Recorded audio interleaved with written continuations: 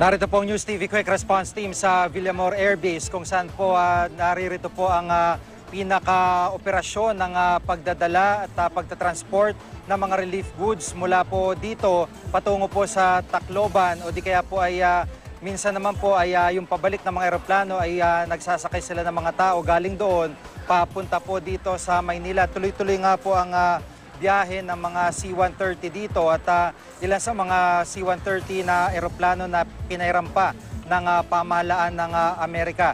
At nakita po natin, no, meron din po nga mga pinaprocess po dito ng mga biktima, yung po mga nakaligtas sa Tacloban ay binibigyan po sila dito ng pagkain at sinasailalim po sa counseling. Ito pong inyong nakikita, ilan lamang po sa mga nakatakdang ibiyahe ng mga relief goods patungo doon. Kanina ho, may mga eroplano pa rito, yung mga Hercules C-130 pero nakaalis na po sila at mamaya inaasahan meron pong darating dito ng mga evacuees bandang alas 6 at alas 8 naman ng gabi. Wala nga pong patid ang biyahe ng mga C-130 mula po dito sa Villamor Air Base. Ilan sa mga sakay nito may mga kaanak pang naiwan sa Tacloban at naghihintay pa rin ng pagkakataong makalis. Narito po report ni Teresa Andrada.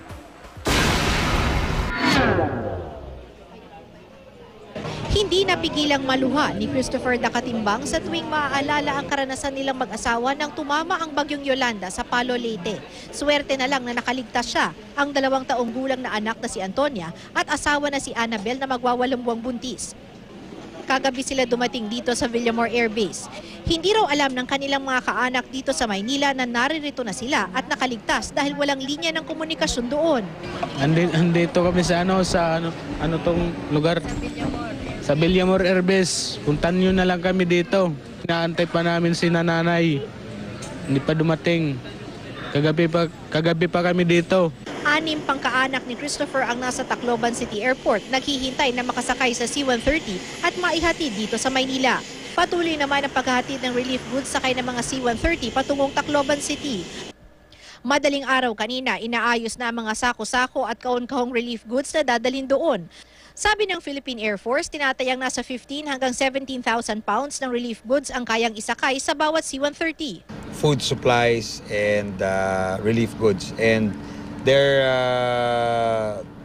generators and telecommunication equipment to set up additional telecommunication equipment to set up in the area. Mula Villamor Air Base sa Maynila, dadalhin ang mga relief goods sa Tacloban City, Ormoc at Rojas City at mula doon ang DSWD na ang mga ngasiwa sa pamamahagi ng mga relief packs. Ibababa po natin yan sa let's say Tacloban.